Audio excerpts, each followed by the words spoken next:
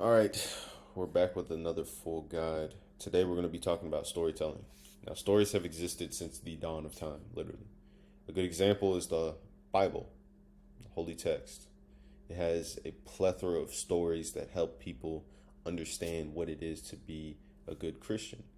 And there's many other texts, ancient texts, that tell plenty of stories of how to live a good life in whatever, religion that you choose to follow. Now, why are stories important? Stories are important because they appeal to our senses and our emotions, right? Every story that you have ever read or heard, watched, maybe, it has to be one of two things or both. It has to be entertaining and it has to appeal to your emotions, right? It has to cause emotion. Why do you think people love going to the movies? Because movies strike emotions, especially sad movies in particular. They cause people to cry. And believe it or not, people actually enjoy going to those movies and crying because one, it was entertaining, and two, it strikes emotion. People, they like feeling things. Nobody wants to be emotionless. And the second thing is they help us understand things. The holy text, for example, the Bible. I'm a Christian. I read the Bible. And in the Bible, it contains many different stories that help you understand what it truly means to be a Christian, how to be a Christian. And it tells a bunch of different stories. And I'll give you another example, right? Let's say you're watching a movie about Alexander the Great. Now, I'm not sure if there is a movie about him, but let's say there was. Watching a movie about him will help you understand, one, what it was like living his time period, two, how it is that he got the name Alexander the Great, and three, what type of tactics he may have used to conquer so many countries. And this is why stories are so important. Now, something I struggled with was a list of things, but more importantly, it was poor. I was a poor conversationalist. I was too boring and bland. I tried to be very business-like when I was talking to people that I was attempting to do business with. I was under the impression that conversation was like stupid and stuff like that, and I missed out on a lot of deals because I used to think like this. And here's a photo of me on a roof because I was in roofing sales. Now, the thing about stories and why they're so important. Stories are almost the foundation of conversation. An interesting story will take you on a conversation for 2 hours.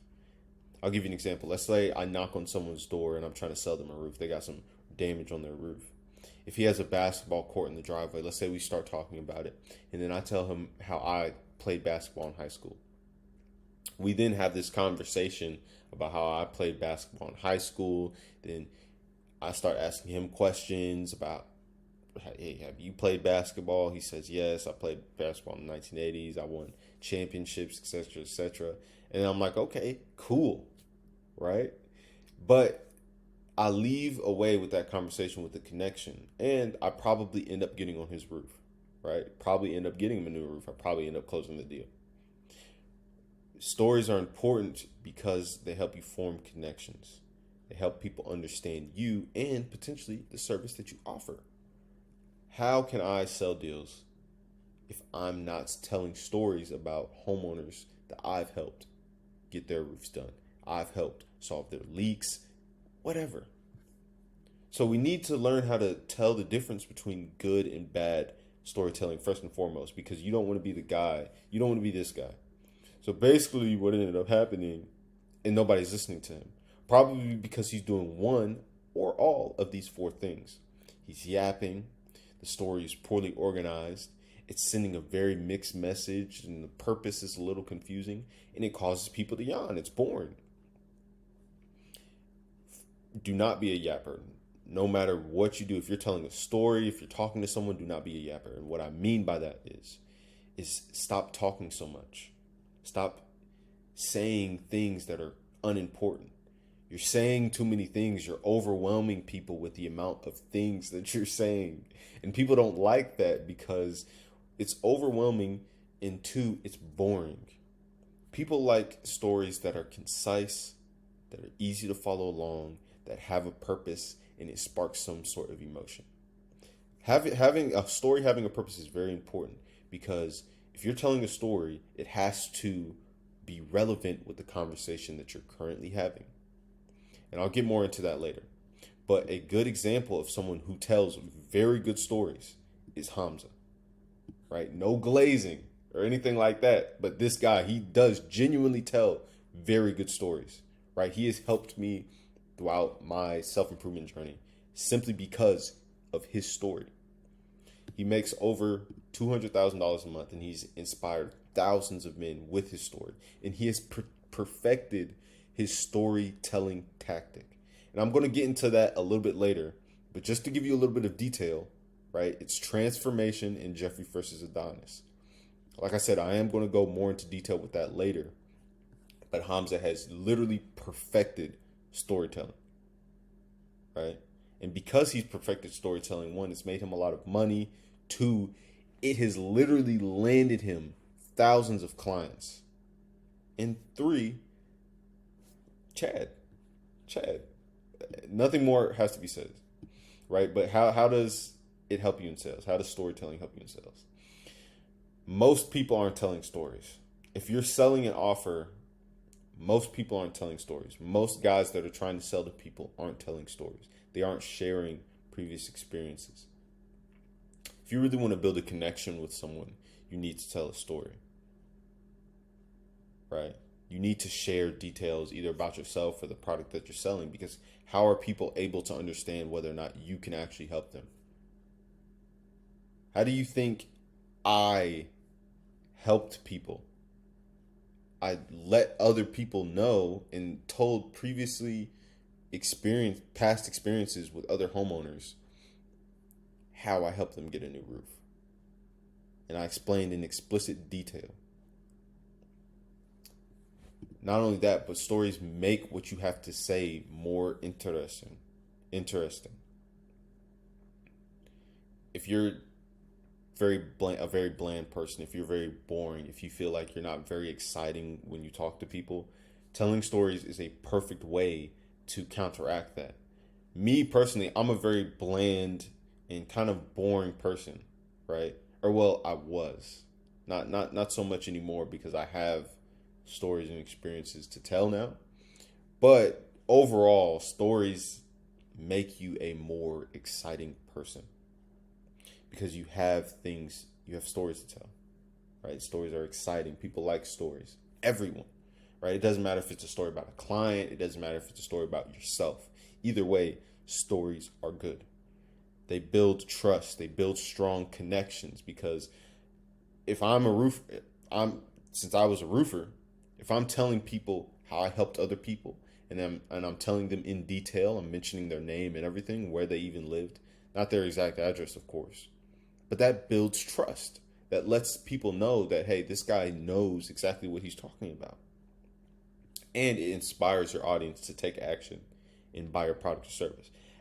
Do you think after I tell the homeowner a story about how I helped Mr. Jones get a brand new roof through his insurance company or a brand new roof retail, whatever, and he had a bunch of leaks coming in, water, moldy ceilings, and things like that, do you think if I tell them a descriptive story about that, do you think that they're going to go to someone else? No, right? Because I have inspired them. They're thinking to themselves as I tell the story, if he helped Mr. Jones get a new roof and he had the exact same situation, I think it's a good idea to go with this guy. And that's exactly what they're going to tell themselves because you have inspired them to take action with the story that you have told them. And that's very important because how else are you going to inspire people, right? People are always inspired by stories every single time. So we need to become a grandfather-like storyteller. I don't know about you guys, but me personally, my granddad, he's a very, very, very good storyteller. Every time I went over their house, he would tell me stories about how my parents met or how my parents used to be when they were younger and things like that, or about my aunts and uncles and how they used to get into a bunch of trouble. every time I'm over there. Or he would tell me stories about his life, how he used to be in the army and things like that, how he traveled all over the world and he was an engineer that worked on tanks and stuff like that. That was interesting to me. Almost not everyone, but a lot of people have grandfathers that are super good at storytelling. They always tell the best stories. And that's the goal, right? So first we need to understand who is our audience. Right? What kind of story can I tell in this situation? Let's say you're on a date with a girl, right? And she's interested in what you do. What you want to do is obviously tell a story about what you do. Don't be like, oh yeah, well, I sell stuff online. Is that exciting? Is that interesting? No, it's not. You want to tell a story about what you do. Make it interesting, make it fun, make it exciting. Make it strike emotion, right? And not only that, but you want to make sure that it's relevant to the conversation. This is so important because if you're not telling a story that's relevant to the conversation, and there's an example right here, right? Like I said, I worked in roofing sales, and if I'm sitting here right in front of two homeowners, and I'm telling them about how I had a customer who had this plumbing issue that cost her over $10,000, they're like, yeah, that's great, cool, that sucked for her. But we need a new roof. We don't care about plumbing. We need a new roof. Why would I be talking about plumbing when I'm here for their roof? You see what I'm saying? So you want to make sure that your story is relevant to the conversation. Because one, you don't want to look stupid, and two, the boring factor, right? People are going to get very bored with the fact that you're not telling a story that's relevant to what you're talking about. People aren't going to care. It's not really going to excite them. And because it's not really going to excite them, 9 times out of 10, if you're selling them something, or if you're trying to sell something, or if you're just having a conversation with someone, they're just not going to like you, right? They're not going to want to be your friend. They're not going to want to buy your product or service. So the first and most important thing in a story is typically the hook, right? It's something that is attention grabbing and it gives the audience a mental image, right? And a hook determines the first impression, which will reflect how your audience will receive the story. So when you're telling a story, you want to create a mental image of exactly what it is that's happening.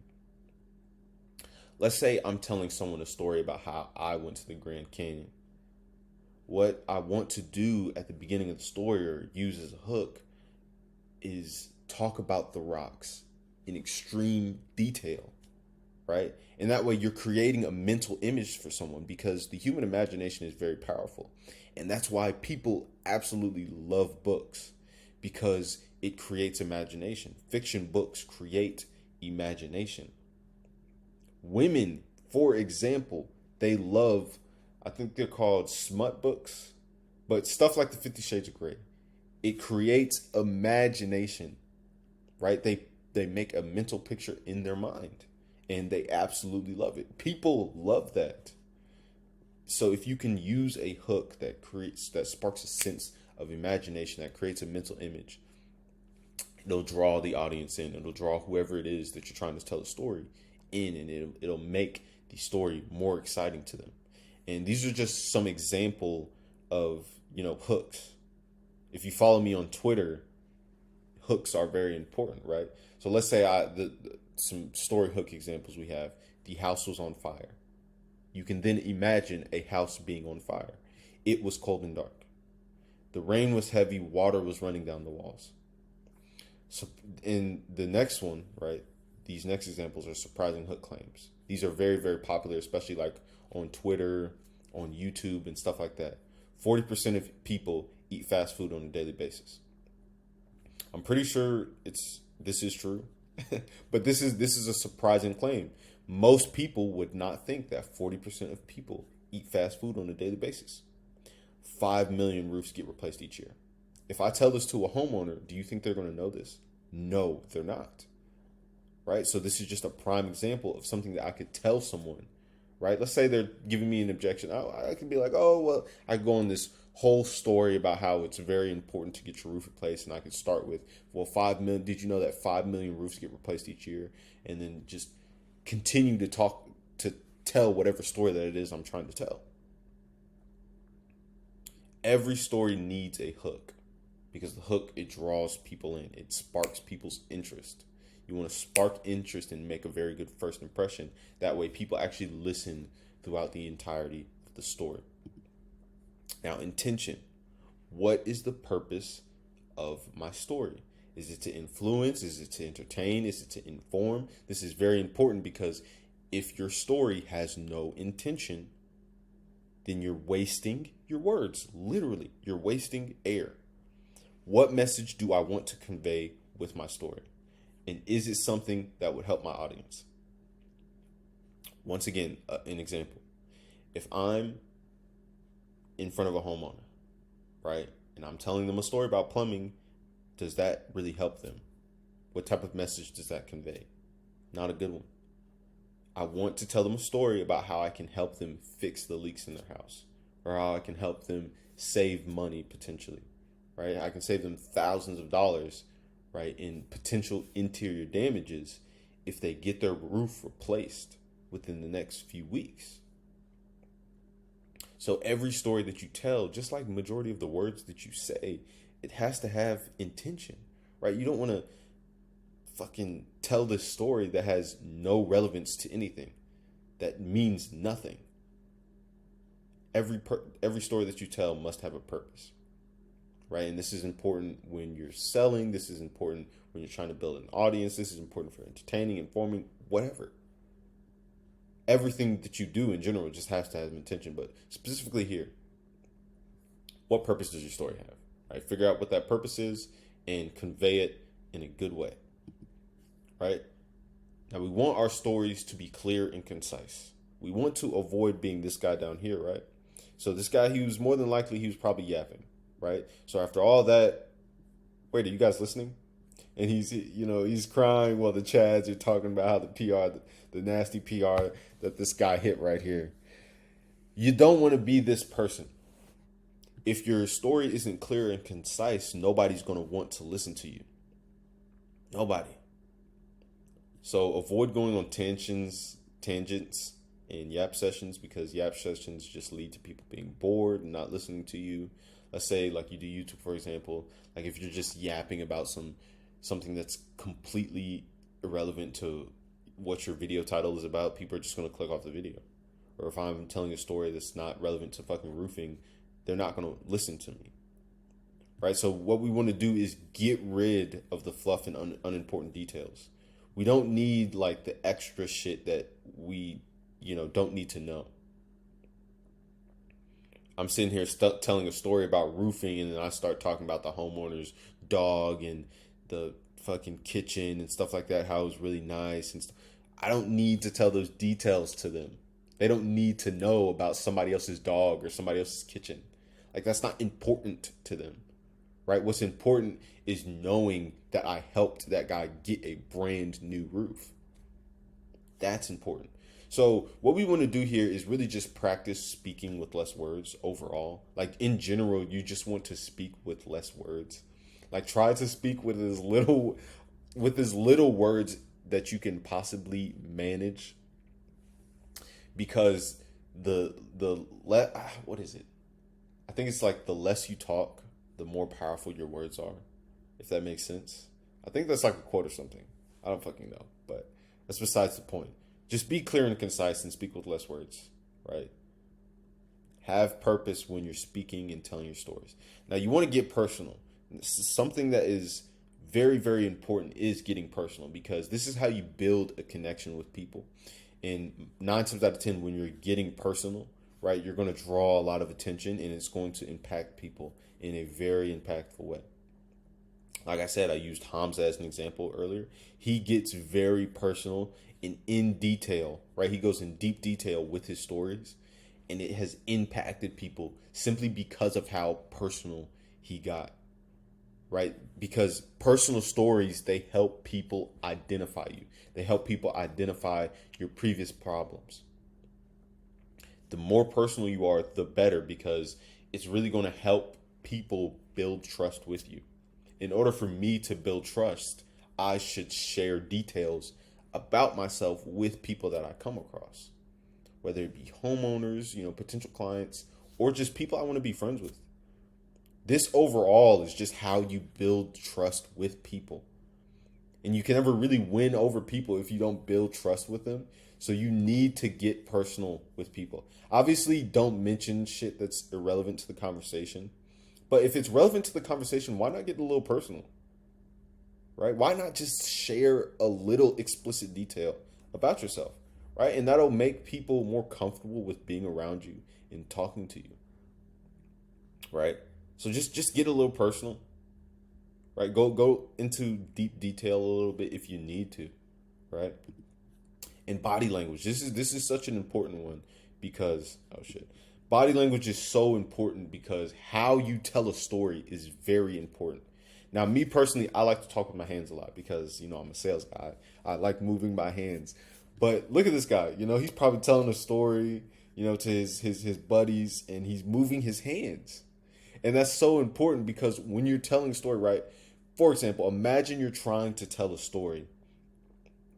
Or imagine you're trying to form a connection through a story with no eye contact. So imagine just imagine, right, that I record this entire video and I'm looking at the wall in front of me instead of the camera.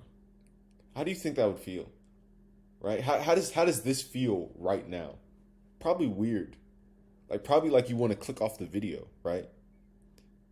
So this is why body language is so fucking important. Because it's it makes things just less weird, right? And it could make people a little more exciting when maybe you're telling an important part of the story and you start moving your hands in a really weird way, but you kind of like it and it's drawing your attention in a little bit more. And then you're like, oh man, this guy, he's fucking telling this fire ass story right now. This is why body language is important. Right? And also imagine trying to make people laugh with a stern look on your face, right? And closed body language. Literally, when I'm telling people stories, I'm laughing and giggling sometimes because it just adds to it, right? Because maybe I want to come across as funny or kind of exciting and whatnot. But body language, it just adds to the story. It adds to your character. It adds to your message. Because how are you going to be exciting or, striking any sort of emotion if you're just sitting here looking like this? Or you might not even be looking at the person. So I'm just looking at the wall in front of me. We don't want to do that. That's fucking stupid. Right? Use your body. Just move your body. Literally, just move your body. Right? Obviously, don't do it in an autistic way, but always hold eye contact and just move your hands a little bit. Don't put them in your pockets or anything like that. Move your hands a little bit while you talk in whatever way that is natural and comfortable to you.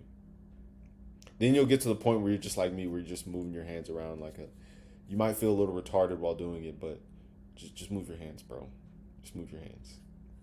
So here's an actionable step I want you to do, right? I want you to think of an interesting story you could tell, and then I want you to tell it to someone or record yourself telling. Now, I want you to make sure that whoever you're going to is completely honest, right? Because the person that you're going to tell the story to, you want them to give you feedback. And if you can't find anyone who's honest or anything like that, just give yourself feedback. And if it's shit, do not lie. Right? You have to be completely honest with yourself. I want you to. So you're going to do one of two things. You're going to find someone to tell a story to, or you're going to record yourself telling a story and you're going to watch it. And this is going to be very fucking cringe if you're recording a video of yourself. I know the first time I ever recorded a video, it was very fucking cringe. It was so cringe that I didn't even rewatch it. It took me a couple months to rewatch it before I realized, I was like, holy shit, I was being fucking cringe in that. But generally, recording yourself with anything fucking works. It's literally fucking gold, bro. This is where we get into the nitty gritty of things, right? So selling a story through value. This is Maslow's hierarchy of needs. What we need to do when telling a story, especially if we want it to be for something important. For example, using me for an example, right? When I'm telling a story to a homeowner to convey the importance of them having a new roof, I'm going to use some, if not many, of these hierarchy of needs, right? So we need to use this to gauge the value of the story that we are about to tell. This is how you tell really good stories, right? Because your value is more than likely going to be the plot of the story that you're going to tell.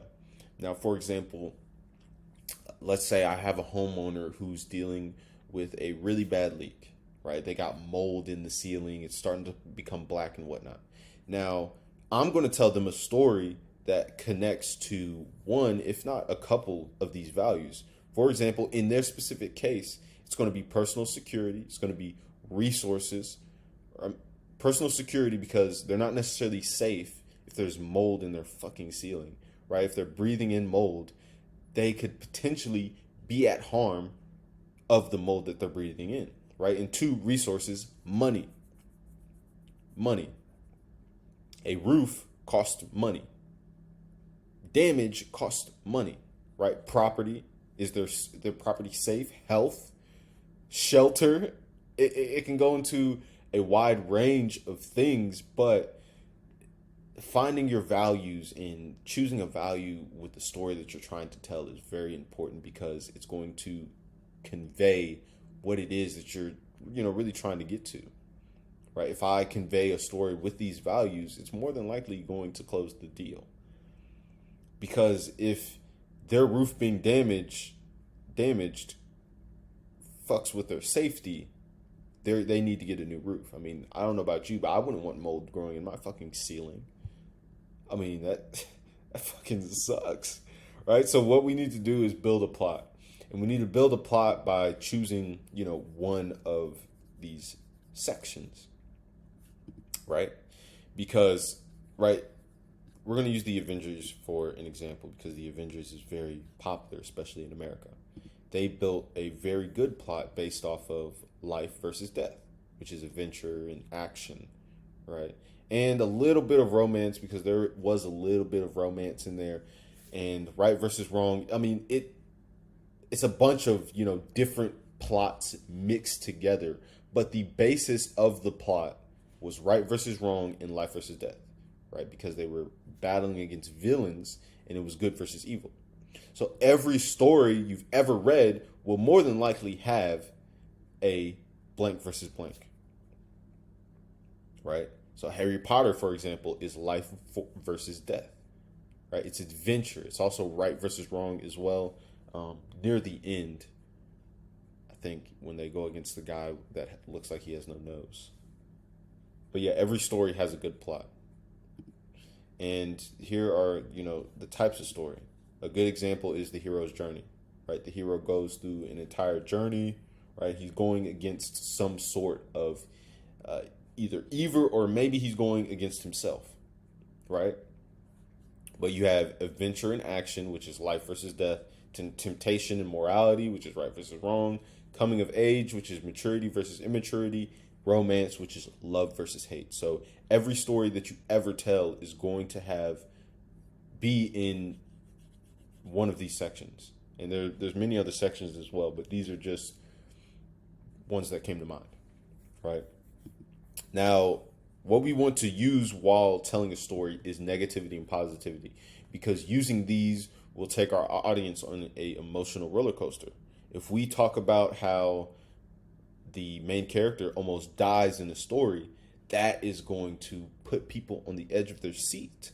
They're going to go from, maybe joy and happy to anxiety and loss or tears potentially, right? Because we're going from one point to another quickly, and things are changing in the story rapidly, right? Some people don't like change, but a lot of people, whether we like it or not, we actually do like change because we see change in stories, and all these things. And this is helping me realize a few things as I'm creating this video. But one moment they're happy and the next they're sad. This keeps people hooked because, once again, emotions. People like feeling things. And the reason why we like feeling things is because we don't want to be emotionless, right? This is why we like feeling a whole wide range of emotions, right? We like going to movie theaters and feeling all these things because it's more exciting than feeling nothing, right? And we're also going to use Hamza yet again as a very good example, right? He told a transformative story, right? He went from this to this, right? This very story right here has inspired over 2 million people. Oh shit. Over 2 million people, right? And then not only that, but the tactic that he used to produce the amount of money that he's made, to have the success that he's had, is the Jeffrey versus Adonis, right? The us versus them dynamic, right? And remember, when we're telling a story, we're using something versus something. He fucking created his own us versus them. And this is very fucking important because it then puts the audience against, right, something else. Right? So it's Jeffrey versus Adonis. We don't want to be a Jeffrey, we want to be Adonis. So you're not only creating the excitement through the transformation, which this is basically his own version of his hero's journey, but he's transforming this hero's journey into a us versus them. Like, hey, you can do this too, right? You have to get rid of the Jeffrey inside you and become an Adonis, because fuck Jeffrey, we don't want to be Jeffrey. And he's creating this dynamic that shifts the audience towards a evil, right? This is kind of like a good versus evil situation. And it's very interesting because this storytelling tactic has been extremely fucking successful for him. And it fucking works, right? And it has made him millions of dollars and thousands of sales. Right? So at the end of the day, stories print money. And if you're not still telling stories, if you don't know how to tell stories, you need to learn, because they're going to help you make a lot of fucking money. I know with me, storytelling has helped me tremendously in sales and just in life in general, but more importantly in sales, because how are you going to sell anything if you can't tell a story, right? You need to sell through a story. So what now? If you made it to the end of this video, man, thank you. I want you to subscribe, drop a like, comment with any questions or feedback that you may have. Sub to my email list to get free information like this on a weekly basis. We drop emails 3 to 5 times a week. And lastly, book a call with me today to learn how I can help. I can help you do sales. I can help you make 6 figures. So at the end of the day, I want you guys to be intentional, be authentic, be consistent, and freedom isn't given, it's taken through action alone. Peace out.